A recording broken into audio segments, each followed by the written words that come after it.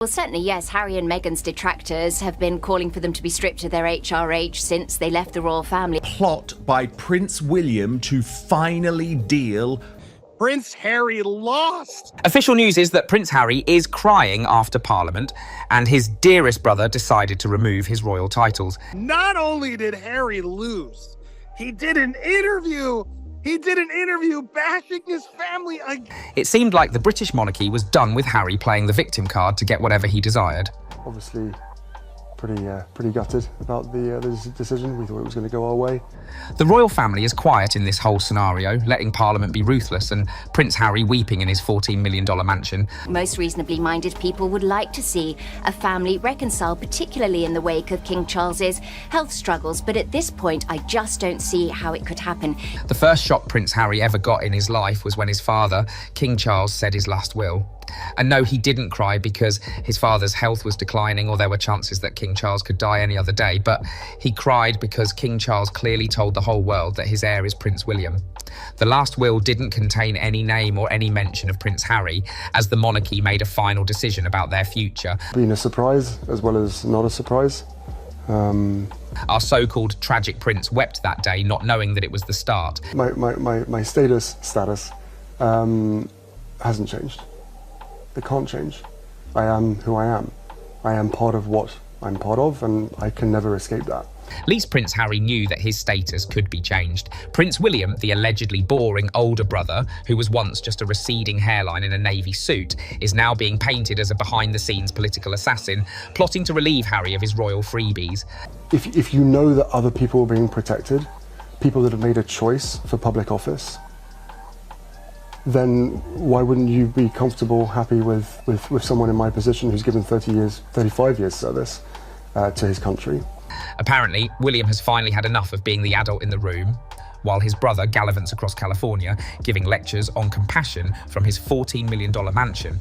This so-called royal punishment would mean Harry loses his HRH styling and the title of Duke of Sussex, effectively turning him from a royal pain to just a regular pain. Because nothing screams I'm still relevant like getting demoted by your own family in front of the entire world. Right now, an astonishing plot by Prince William to finally deal with Prince Harry.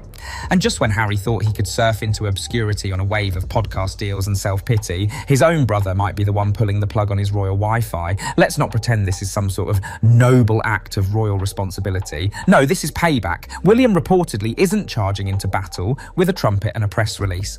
He's going full palace ninja, leading a silent campaign, which in royal terms means whispering to the right people over tea until someone's name mysteriously disappears from the family website. I actually feel for the first time a bit sorry for him. He's so lost. He's deep down in that burrow, isn't he? It's sort of hard to retrieve yourself out of that. Well, that interview sparked widespread backlash. Because clearly, if there's one thing the monarchy needs to survive the 21st century, it's fewer whiny ex-royals giving TED Talks on mindfulness while trashing grandma. There was a time, before all the Netflix specials and royal smackdowns, Prince William and Harry had that classic big brother, little brother dynamic. Definitely got more brains than me. I think we've established that from school. But when it comes to all that, I think I'm much better hands-on. When you find baldness. It's pretty rich coming from a ginger, so I'm quite happy to You know, the usual. William playing the responsible, buttoned-up elder sibling, trying to keep Harry out of trouble, while Harry was busy being the cheeky troublemaker. Here, we are talking about crashing parties, pulling pranks, and generally reminding everyone why the monarchy needed a designated wild child. There were moments of genuine brotherly love, shared childhood memories, and, of course, the occasional brawl over who got to wear the crown first. William was the steady, reliable leader in training. Harry was the spirited sidekick who always managed to steal the spotlight with a wink and a grin. I can't wait to see my brother suffer more, and with any luck, if it's a girl, then he'll suffer even greater. But as much as they pretended to be inseparable, it turns out that Big Brother wasn't always thrilled to share the royal throne room drama with a sibling who just couldn't resist turning the family business into a reality show. You forgot your boots. Oh my god. Let's call this what it really is: Reputation Rehab Royal Edition. William has watched the institution get dragged through the California dirt by two people who can't seem to finish a sentence without the words, "my truth." And now he's had enough. All right, well, the rift in the royal family is once again in the spotlight. This isn't just about stripping titles, it's about putting the monarchy back in the hands of people who actually show up for work. It is something Harry's allergic to, unless there's a camera crew and a Netflix executive involved. If William pulls this off, it will be less about vengeance and more about hygiene. You don't let a guy keep his job after he's spent 5 years telling everyone how toxic the workplace is while cashing the family checks. And, of course, Harry will probably call it a spiritual attack in his next ghost-written essay, just before crying about the emotional labour of being titled. Brits want to see Harry stripped of his HRH. But before it, he is in shock after seeing William's action of ghosting. In the royal ghosting world, Harry and Meghan's HRH titles quietly vanished from the official website, like an embarrassing typo finally corrected. No fanfare, no announcements, just a passive-aggressive digital exile. After all, why bother with drama when you can simply delete someone into irrelevance? This isn't just website maintenance, it's William's silent campaign in action, chipping away at Harry's fantasy of being half in, half out. It's the monarchy's way of saying, thanks for the Netflix doc, now please see yourself out, digitally and symbolically. Because apparently, even a web page has higher standards than whatever Harry has been peddling lately. But I thought the royal family was this terrible thing that needed to be escaped. And well, what's extraordinary is, where are they? They're in America, you know, the great egalitarian country that doesn't respect titles, doesn't use them, you know, everyone's equal, so... Here I felt a bit of pity for poor Harry, not content with just quitting the royal family, writing a memoir full of self-pity and comparing royal life to a prison sentence with better outfits, he's now being erased. Here, I am not talking about being sidelined or ignored, but erased from the family history like a corrupted file. This isn't exile, this is reputational annihilation. William's silent campaign clearly upgraded from website edits to full-on legacy bleach. There are no portraits, no honours, even no mention at the family dinner table. He is becoming the royal equivalent of that cousin nobody talks about after one too many drunken Facebook rants. I think one of the things that should be an option is going, hey, if you're part of this family. And now, after lighting every royal bridge on fire and watching the ashes swirl around his Spotify contract, Harry is left weeping silently in the corner, probably next to a stack of unused memoirs and a dusty HRH nameplate. all of that royal formality behind, we want to live these simple, authentic lives. So why is that HRH it being used in any capacity? But wait, he's not done.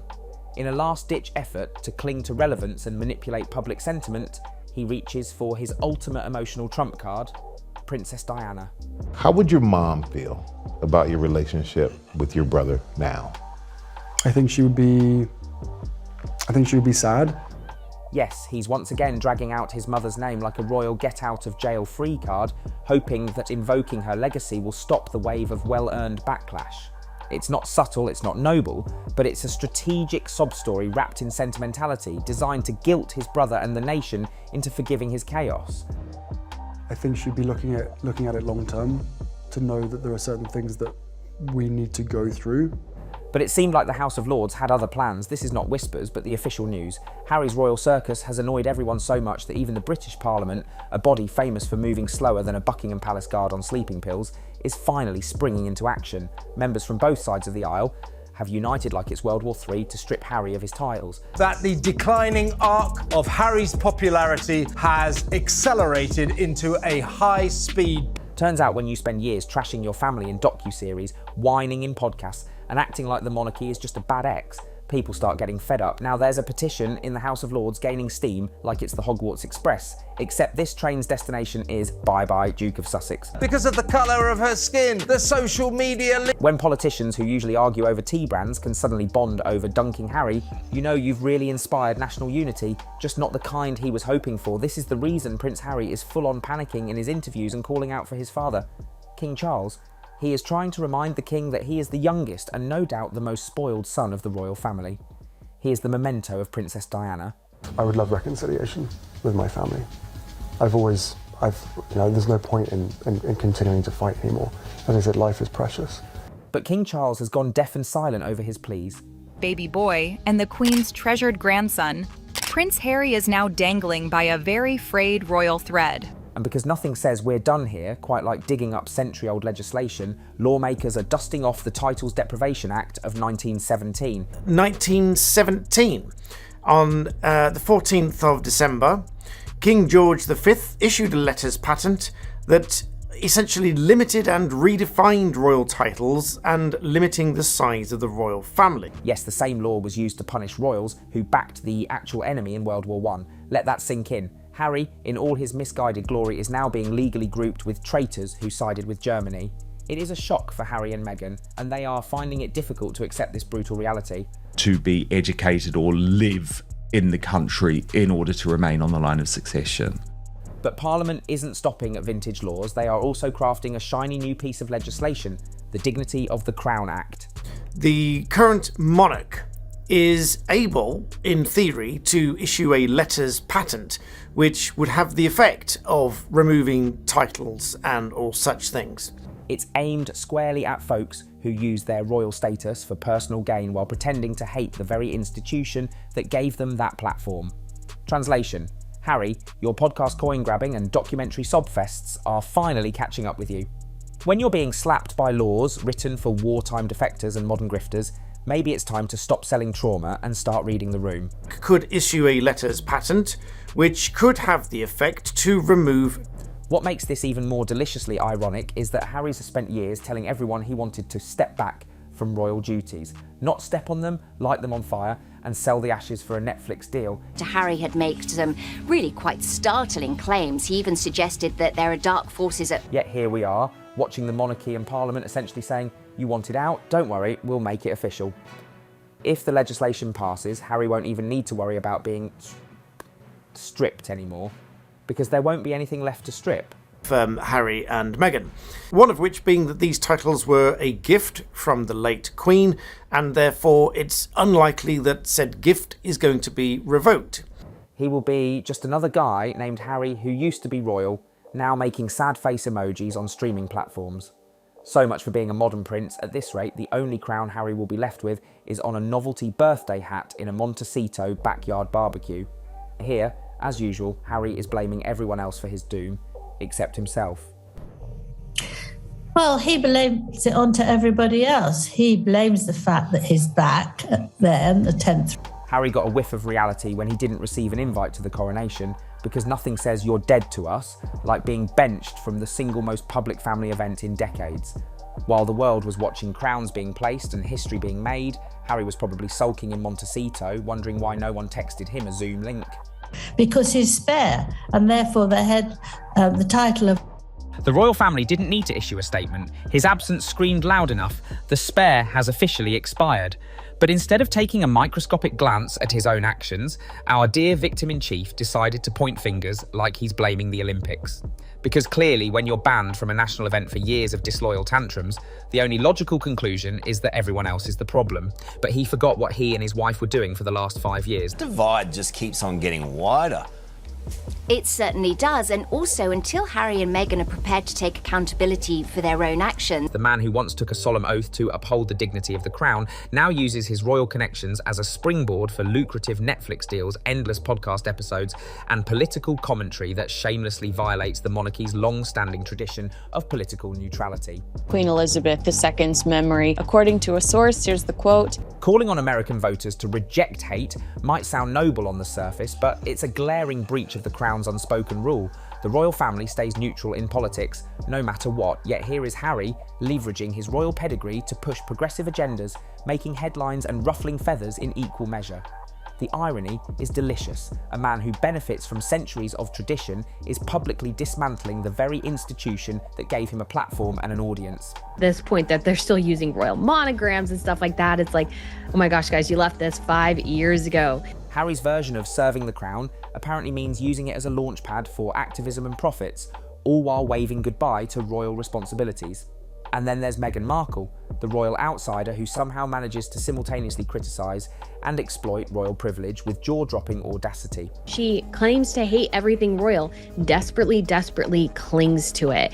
And it's sort of pathetic. Despite stepping back from royal duties, Meghan continues to use the HRH style, a title meant to denote official royal status and the responsibilities that come with it. This isn't just a minor protocol slip-up, it's perceived as a brazen power move and a slap in the face to the crown itself. Finally snapped. Enough is enough. He has told friends he will strip Meghan Markle of the HRH title. While Meghan publicly criticises the rigid and archaic nature of royal life, she still clings to her royal titles to maintain relevance and legitimacy, especially in American philanthropic and commercial ventures. Whether it's speaking at high-profile events or endorsing brands, Meghan uses the royal connection like a well-worn VIP pass to keep herself in the spotlight. Critics argue that this blatant contradiction between condemning the monarchy and capitalising on its prestige fuels public frustration and institutional anger. It's as if Meghan wants to have her royal cake and eat it too, criticising the system while cashing royal cheques and name-dropping HRH in the same breath. Meghan's continued use of royal titles while simultaneously attacking the institution creates a perfect storm of public confusion and royal ire, proving that nothing stirs the palace pot quite like a royal rebel with a business plan. What are your thoughts about it? Do share with me in the comments section.